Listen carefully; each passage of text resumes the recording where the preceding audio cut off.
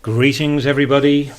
Simon Butler here, the old dinosaur himself, speaking to whoever is present on this auspicious evening of awful gaming. I hope you have a great time playing awful games. Sadly, I am included in that pantheon for reasons that were well and truly out of my hands, as in those days I was a mere pixel pusher. I'm not trying to make excuses about Highlander. I know it is considered to be one of the worst games ever made, but there is a very short tale behind the turd that appeared and what it was supposed to be. Back in the day, I worked for Steve Kane and Ian Weatherburn, and there was another useless fat bastard in the wings, Roy Gibson. The game was supposed to be an adventure. I suppose it really should have been something like Target Renegade, a scrolling beat 'em up with hack and slash elements. But I was giving this long thought last night. To be brutally honest, I think the main culprits behind this stinker of a game is probably Ocean Software and their insistence on grabbing every movie that came down the pipeline and trying to turn it into a blockbuster game. Highlander, as enjoyable as the movie is, one must admit, incredibly cheesy, and at its heart it is basically a romance story with a few action elements. There is a large battle at the beginning, as we all know, and you couldn't really base an entire game on something that happened at the beginning of the movie. There are very, very few opponents later on throughout the film. The main opponent is the Kurgan, and the hero obviously is MacLeod. Ramirez has shuffled off somewhere between the second and third reel, I assume. But thinking back, well, we didn't have the gift of hindsight then.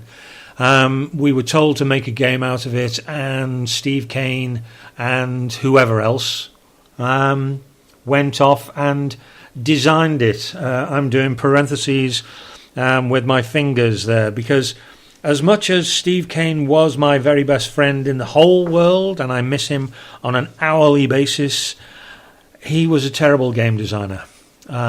Because he didn't play games very much, and the games that he did play were never very arcadey. He didn't really understand the mentality behind doing something light and entertaining. He always wanted something a little bit deeper. Now, I know that you're probably all shaking your heads and saying, Highlander has about as much depth as a puddle of spit, which is very, very true. But the game you saw was not the game that was originally intended. I do not know what game was originally intended. All I know is that it was supposed to be a scrolling platform adventure story with hack and slash elements, and then Steve got stuck into designing the sprites, which was his passion. And for those who know his work, the animation on Bounders was pretty good, the animation on Cosmic Wartoads was very good, and you'll see a pattern forming here, wafer thin game design, but some really nice pixels. And he plotted all of these pixels on graph paper with no previous animation experience, other than the same that I picked up. We all picked up as pixel pushers during our tenure in the industry. We became animators to one extent or another. And Steve drew all of these sprites on graph paper. There were supposedly many characters. I don't know. I've never sat and played the game. I know that Ramirez is in there. I know there's a character with a big hat. And I know there's someone without a big hat that is probably supposed to be MacLeod. And then these sheets of graph paper were photocopied and given to the pixel pushers on the games. Now, if you'll wait for a second, I will pause this and check to see who the other artists were. 1 second. I'm back. It was Martin Calvert and myself, and Steve's credited. I don't remember Steve actually plotting any pixels other than filling in all the little squares on the graph paper. So I think that I probably did 2 versions. I know I did backgrounds as well. I can't remember what versions, probably all.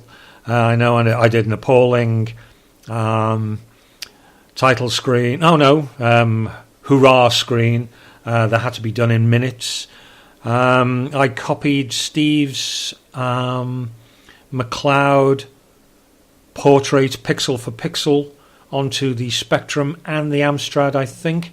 I know he did his on the 64, which was his machine of preference, but he didn't actually work in the office. So it was Martin Calvert and myself copying frame after frame after frame into whatever machines we were working on from the graph paper, and then just handing them across to either Ian or Roy Gibson, fat bastard that he is.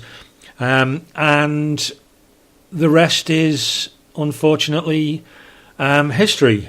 The game was very poorly received, and rightly so. And I'm not ashamed to have it on my CV, because it's all part of the learning curve. I'm not making any excuses. All I can say is the game that you will be taking great fun at poking your fingers at and laughing hilariously was not the game that was intended, but it's the game you got. It's the game that Steve and Martin and Roy and Ian and myself will be remembered for developing. So tonight, I hope you enjoy your awful gaming. I hope Highlander doesn't leave too much of a stink on your joysticks. And so all I can say is, if you have a championship with this little title tonight, remember, there can be only one.